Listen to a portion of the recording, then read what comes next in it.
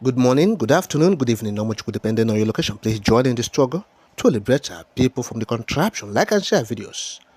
Nuro luayo, na nuro luayo. Nuro luayo, na nuro luayo. Ọ dịghị mgbe ike mmadụ ga-akarị ike Chukwu. Ọ dịghị mgbe ike Naịjirịa ga-akarị ike Biafra. Nna nuro, onye kere ụwa nuro luayo.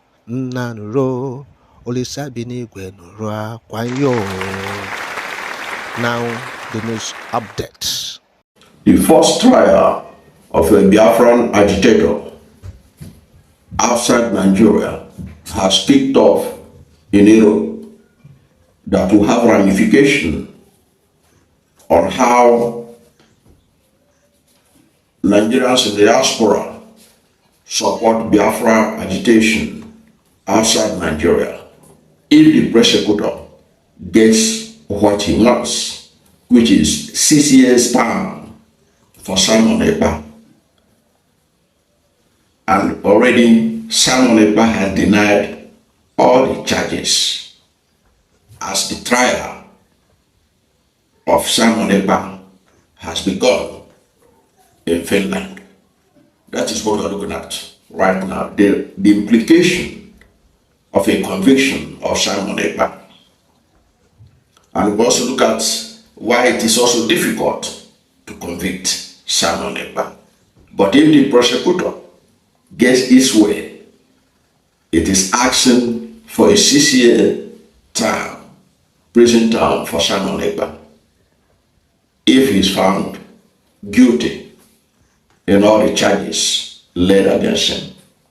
But Simon Ekpa and his lawyer are insisting that he is innocent. And he has already told the court that they should not rely on information from Nigeria, saying that Nigeria is not a country. You can rely on information from it to prosecute him. So we're going to look at this, what is going on in Finland right now. But what is not in doubt is that the trial of Simon Ekpa has begun. And you will also see that, like I said in this channel before, there was no mention of Simon Ekpa going to be extradited to Nigeria. No charges. In fact, if he's convicted, which his lawyers are insisting there that he cannot be, because they are going to be able to show that he's innocent. But if he's convicted, the prosecutor is demanding for 6-year term, and he's going to spend it in Finland and not in Nigeria. Now let us look at how the case has gone so far in respect of Simon Ekpa. Because the court, as I said earlier on, has begun the trial of Simon Ekpa over alleged Biafran terrorism agitation. Okay, so the trial has begun. The Finnish government in mid-May charged Simon Ekpa with public incitement to commit a crime with terrorist intention and participation in a terrorist organization or terrorist group. Now, according to what I gathered from my own independent investigation, the prosecutor has also to prove that IPOP or Simon Ekpa, the IPOP, they say he supported IPOP, did not support Biafra. So the prosecutor has to prove to the Finnish courts that IPOP is a terrorist organization. Because as far as we know from our own investigation, IPOP is only a terrorist organization in Nigeria. There is no country in Europe or anywhere in the world that consider IPOP a terrorist organization. So the lawyers of Ekpa are also going to argue that IPOP in itself is not a terrorist group. So if it is not a terrorist group, if Europe, which Finland is a member of the European Union, does not recognize IPOP as a terrorist organization, Therefore, you cannot say that he's supporting a terrorist group. So it's going to be an interesting development as we go on with this matter. Now, the Finnish Nigerian citizen, that's Simon Ekpa, he appeared before the Pajat Home District Court on Friday to face treason-related charges in a preparatory hearing, according to Yale, a Finnish newspaper. A Finnish newspaper has reported about what happened in the court, and that's what we are relating with, what happened in the court at the trial of Simon Ekpa has started. Now, the prosecutors allege that Ekpa has been actively involved in a separatist movement seeking independence of Biafra in southeastern Nigeria. The prosecution argued that the Biafran agitators' separatist activities conducted online and coordinated from Finland may constitute terrorism under Finland law. May constitute terrorism under Finland or Finnish law. The prosecutors are also demanding a 6 years prison term for Ekpa.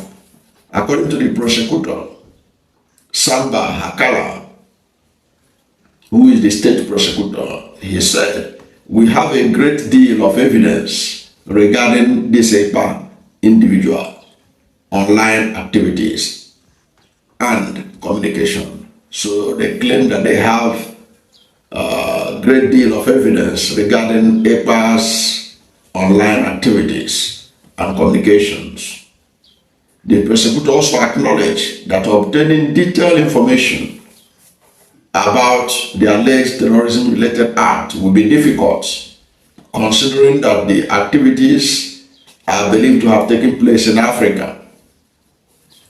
So the prosecutor has also come to the realization that it will be difficult for them to pin Simon Ekpa with any terrorism activity in Nigeria, because whatever is being alleged it happened in Nigeria. So you have to be able to tie whatever evidence you have online with what happened on ground.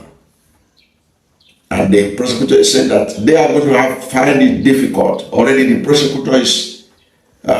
state prosecutor is already confessing that this is going to be not going to be an easy job to put this guy away, because we have what he said, or is alleged to have said, online, but we cannot be able to tie it to individual alleged terrorist activities in Africa, because you have to link the two together for it to be able to be convincing beyond reasonable doubt that what Ekpa said led somebody to do so and so thing.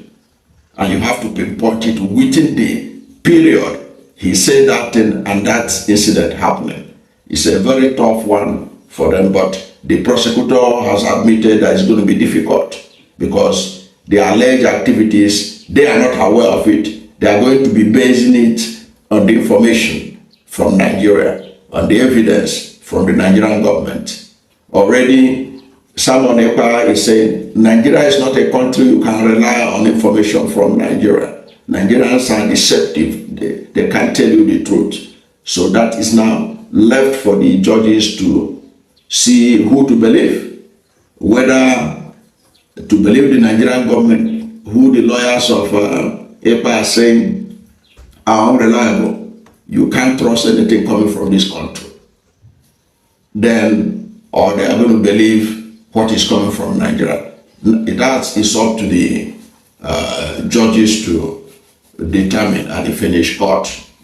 Now, at the pre-trial hearing on Friday, Ekpa, through his lawyer, Kel Gumaros, raised concern about the reliability of information coming from Nigeria.